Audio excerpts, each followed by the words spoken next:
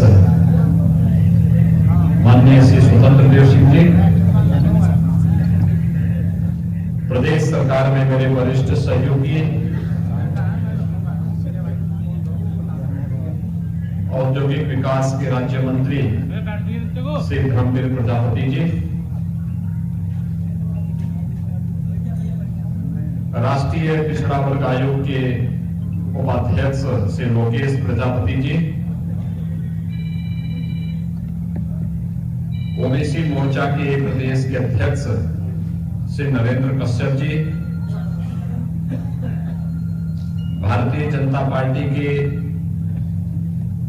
प्रदेश की महामंत्री श्रीमती प्रियंका रावत जी,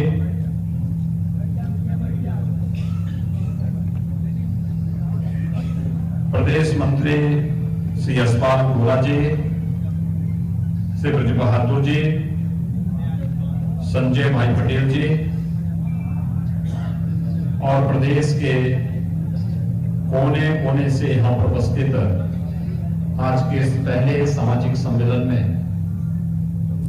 उपस्थित प्रजापति समुदाय से जुड़े हुए हमारे सभी भाइयों बहनों, प्रदेश की राजधानी लखनऊ में मैं आप सबका हृदय से अभिनंदन करता हूं। विजयादशमी का आज दूसरा दिन है और पर्व और त्योहार को सकुशल संपन्न करने के बाद आज इस कार्यक्रम में समय से उपस्थित होना यह अपने आप में एक बहुत बड़ी चुनौती थी। मैं प्रदेश अध्यक्ष से इसी बारे में चर्चा कर रहा था। उस सब के बावजूद आपकी यहां पर उपस्थिति और आपका उत्साह हम सबके मन में भी एक नया उत्साह, एक नया उमंग पैदा कर देता है। मैं इसके लिए आयोजकों को हृदय से धन्यवाद देते हुए आप सबका हृदय से अभिनंदन करता हूं। भाइयों बहनों, भारतीय जनता पार्टी राष्ट्रवादी विचारधारा पर विश्वास करती है और इसका जो मूल मंत्र है, जो भारतीय संस्कृति का मंत्र है, सर्वे भवन्तु सुखिनः सर्वे सन्तु निरामयाः। सबके सुख की कामना, सबके आरोग्यता की कामना,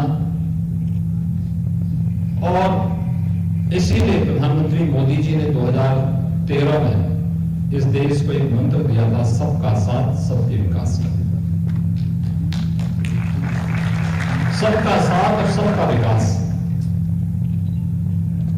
जाति, मत, मजहब, क्षेत्र, भाषा के आधार पर समाज का विघटन नहीं होने देंगे। सभी के कल्याण के लिए कार्य करेंगे। वंचित, दबे कुचले लोगों की आवाज को एक आवाज देंगे, उसे आगे बढ़ने का अवसर देंगे।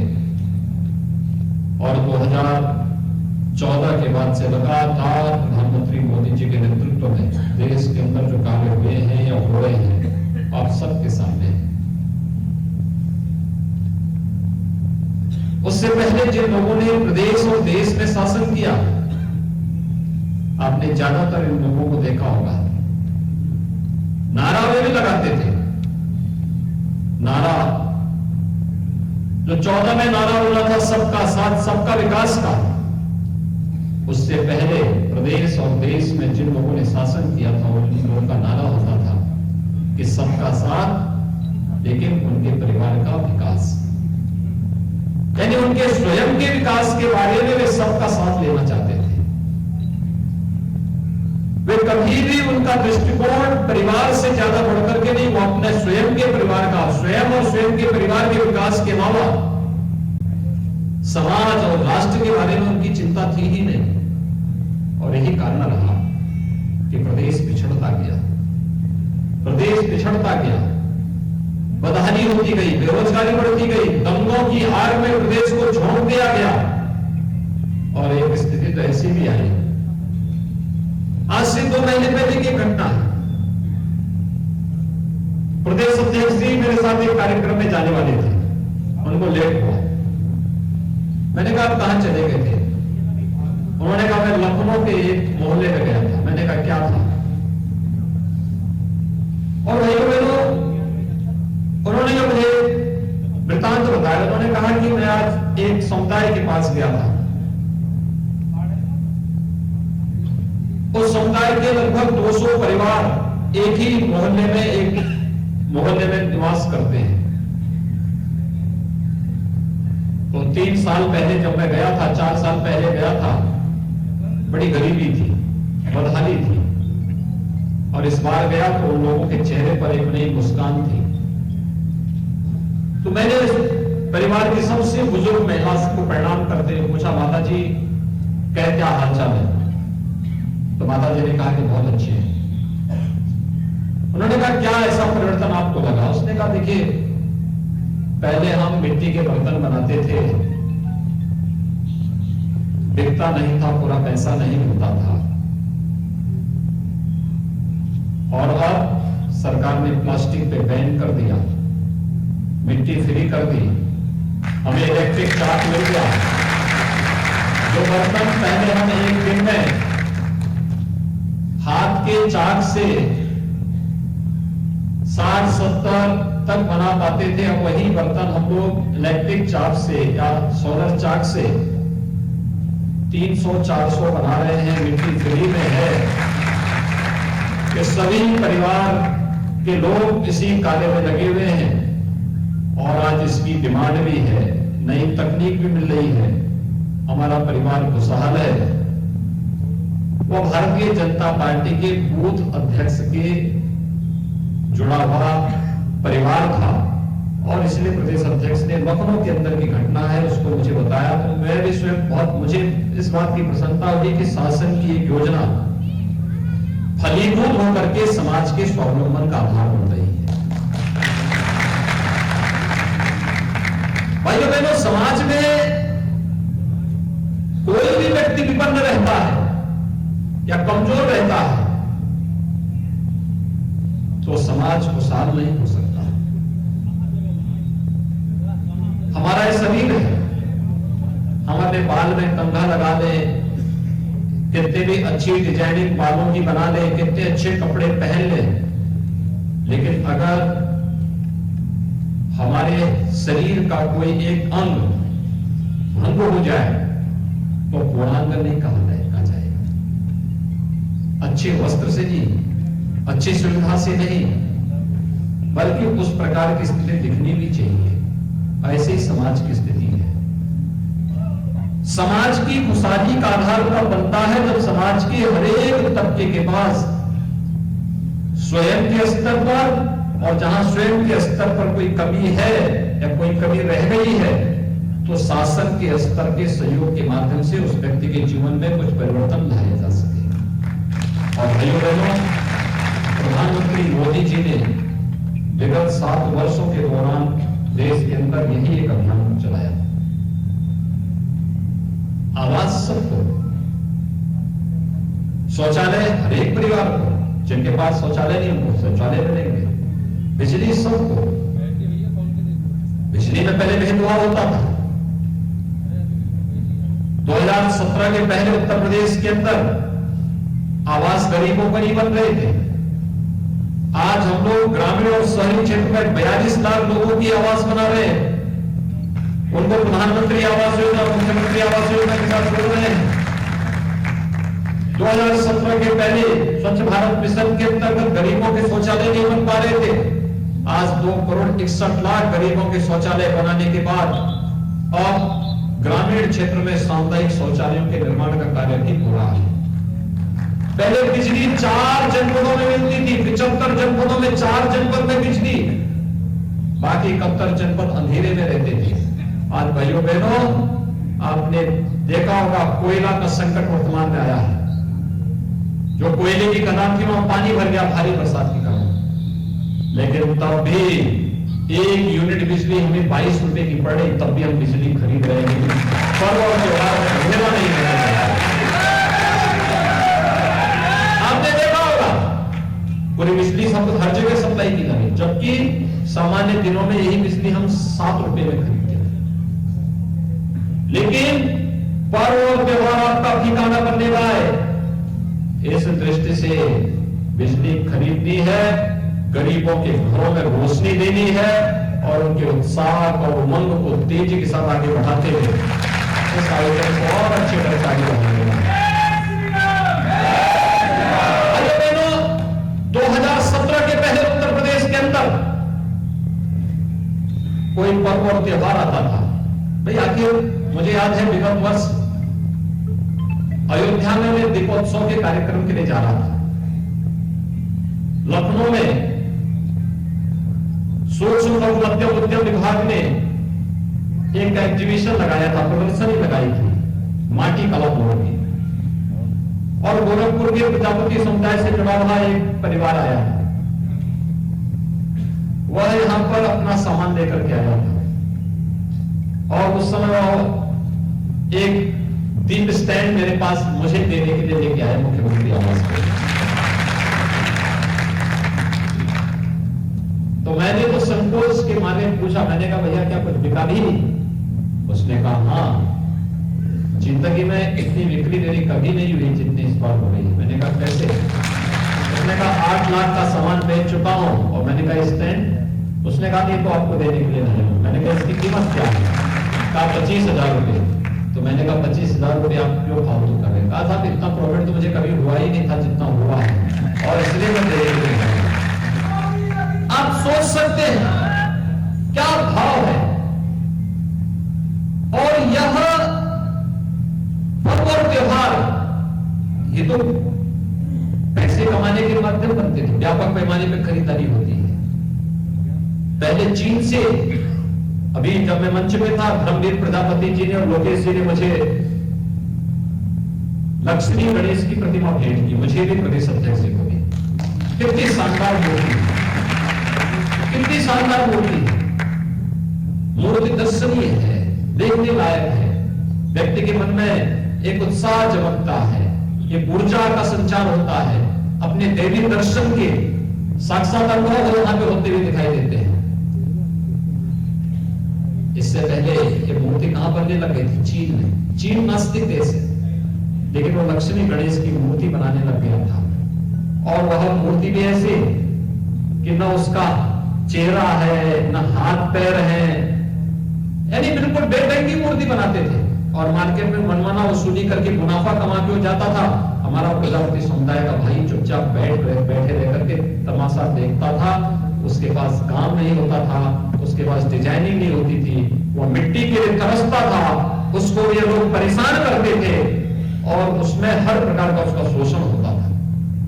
और तब हम लोगों ने माटी कला बोर्ड का गठन 2017 के बाद आने के बाद, मुझे याद है जब माटी कला बोर्ड का गठन किया गया था, धर्मवीर प्रजापति जी को अन्य उनके साथ जुड़े हुए सभी बंधुओं को बुलाया गया कि भैया इसका गठन होना कैसे चलेगा।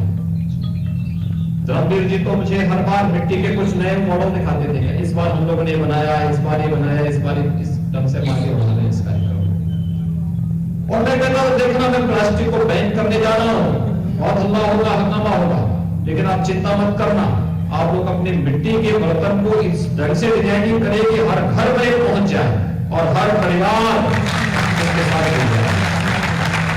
क्योंकि प्लास्टिक तो बीमारी का कारण है, ये मनुष्य की भी बीमारी का कारण है, हमारी गौ माता की मौत का कारण भी है और पर्यावरण को भी यह प्रदूषित करता है, इस धरती माता की बीमारी का कारण भी है। ये तमाम प्रकार की बीमारियां जिस प्लास्टिक से हो रही है, इस प्लास्टिक को बैन करना है और इसको बैन करने के बाद हमें इसका विकल्प उपलब्ध कराना है। और मैं धन्यवाद दूंगा प्रजापति समुदाय के लोगों को, उन्होंने मेहनत किया, प्रशिक्षण लिया, माटी कला बोर्ड के पदाधिकारियों ने गांव-गांव में जाकर के उस कला को, क्योंकि ये तो स्वाभाविक आपके जीन्स में कला है, रचनात्मकता है, कला का मतलब रचनात्मकता है, और उस रचनात्मकता को समाज के सामने प्रस्तुत किया। आज आप देखते होंगे चीन की मूर्तियां आनी बंद हो गई, अब दीपावली के दीपक भी यही बनने लग गए हैं। हर घर में बनी और उसमें भी नए नए डिजाइन निकाली। मुझे याद है 2017 में जब हमने दीपोत्सव का कार्यक्रम अयोध्या में करना था, तो दीपोत्सव के उस कार्यक्रम के लिए हमें 51,000 दीपक नहीं मिल पा रहे, और इस बार हम 9 लाख दीपक जलाएंगे अयोध्या में, मिट्टी के 9 लाख दीपक। और अयोध्या और उसके आसपास के जुड़े हुए प्रजापति समुदाय के लोग ही बना रहे हैं सभी दीपक। सरकार उनसे खरीदेगी, फिर दीपक जलाने का काम करेगी।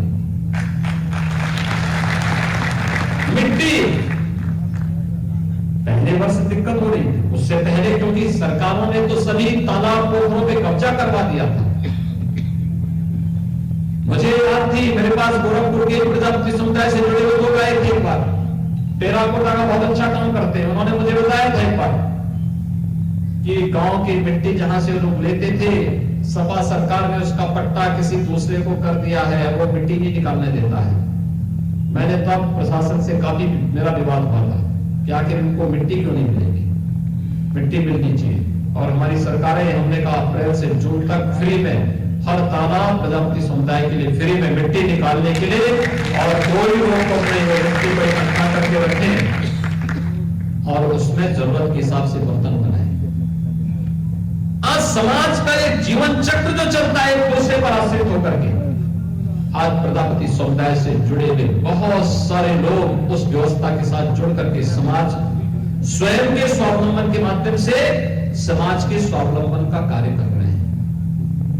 भाइयों बहनों, एक पक्ष यह आर्थिक पक्ष, और दूसरा पक्ष जो हमारा धार्मिक पक्ष है। पर्व और त्योहार आते थे, जब कमाई करनी है, जब आस्था का सम्मान करना है, तब प्रदेश में कर्फ्यू लग जाता था।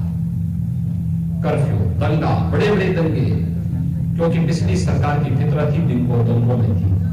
वे दंगाइयों को प्रश्रय देती थी, वे दंगाइयों को हर प्रकार से प्रश्रय देकर आगे बढ़ाने का कार्य करते थे। और प्रदेश में दंगों से बहुसंख्यक समाज प्रताड़ित तो होता था, झूठे मुकदमे दर्ज होते थे।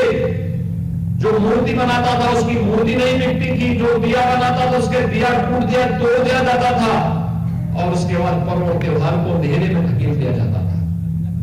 लेकिन भाइयों बहनों, विगत 4.5 वर्ष के अंदर आपने देखा होगा उत्तर प्रदेश में एक भी दंगा नहीं हुआ, और दंगाइयों को पहले दिन से संदेश दे दिया गया, अगर दंगा करोगे तो अगली 7 पीढ़ी का पट्टा लिख करके जाना जो भरपाई करके रहेगी। और भाइयों बहनों, दंगा नहीं हो सकता प्रदेश में। पर्व और त्योहार किस खुशी के साथ मनाए जा रहे हैं। कल ही आपने देखा होगा उत्तर प्रदेश के अंदर, मैंने पूछा कि कितनी जगह मूर्ति रखी जाती है, तो मेरे पास जो सरकारी डाटा आए थे वो आए थे 41,000 स्थानों पे। आप सोचिए 41,000 मिट्टी की मूर्तियां रखी जाती हैं इतने स्थानों। ये तो रिकॉर्डेड है, और जो बिना रिकॉर्ड के इसकी संख्या कई ज्यादा है। मैंने कहा कहीं विवाद, कहा सब कहीं विवाद नहीं। मैंने कहा मूर्तियों का विसर्जन कल शाम को मैं जब इसकी समीक्षा कर रहा था, तो मैंने कहा 41,000 में से कितनी मूर्ति निकल गई है, तो शाम को मुझे 6 बजे बताया गया कि 32,000 मूर्तियों का सकुशल अब तक विसर्जन हो चुका है। अब ये विसर्जन अभी 1 सप्ताह तक अलग अलग तिथियों में अलग अलग स्थानों में होता है, ये क्रम चलता रहेगा। आखिर ये 42,000 से अधिक जो मूर्तियां बनाई गई होंगी, ये भी तो किसी आप जैसे कलाकारों ने बनाई होंगी। कितने लोगों को रोजगार मिला होगा, और रोजगार उसी में नहीं, रोजगार दीपक भी जले होंगे, उसमें भी रोजगार मिला होगा। जिन लोगों ने सजावट की होगी, किसी ने कपड़ा, किसी ने वहां पर श्रृंगार के लिए सामग्री, किसी ने कुछ अन्य सामग्री, कितने लोगों को रोजगार मिला होगा। कलाकार जो आए होंगे, मूर्ति को आरती गाने के लिए भी, पूजा करने वाले को भी काम मिला होगा। नमस्कार जन उत्तर प्रदेश में आप सभी का स्वागत है। मैं हूं आपके साथ आरती शर्मा। ये सबसे पहले नजर डालते हैं हेडलाइंस पर।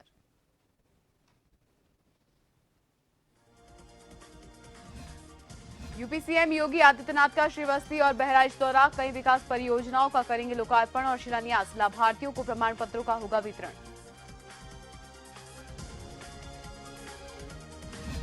लखनऊ नगर निगम बड़े बकायेदारों के भवनों की करेगा कुर्की, तो वहीं बिल और नोटिस देने के बाद भी बकाया गृह कर नहीं कराया जमा, तो चालू वित्तीय वर्ष में 300 करोड़ रुपए का गृह कर वसूली का लक्ष्य है। बहराइच में सरयू नदी में डूबकर 2 बालकों की मौत, संदिग्ध परिस्थितियों में घर से लापता हुए थे दोनों बालक, पुलिस ने गोताखोरों की मदद से शव को नदी के बाहर निकलवाया। सुल्तानपुर में बाइक सवारों ने 2 युवकों पर किया फायर, प्रेम प्रसंग का बताया जा रहा मामला, गंभीर हालत में जिला अस्पताल किया रेफर।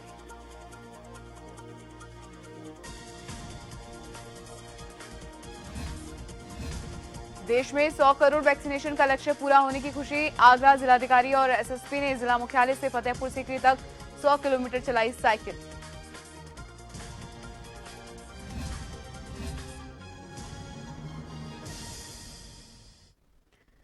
लखनऊ में आज यूपी बीजेपी का बिछड़ा वर्ग सम्मेलन आयोजित किया जा रहा है, जिसे सीएम योगी आदित्यनाथ संबोधित कर रहे हैं। उन्होंने कहा कि पीएम मोदी ने सबका साथ सबका विकास मंत्र दिया, पहले की सरकार जनहित का नहीं सोचती थी।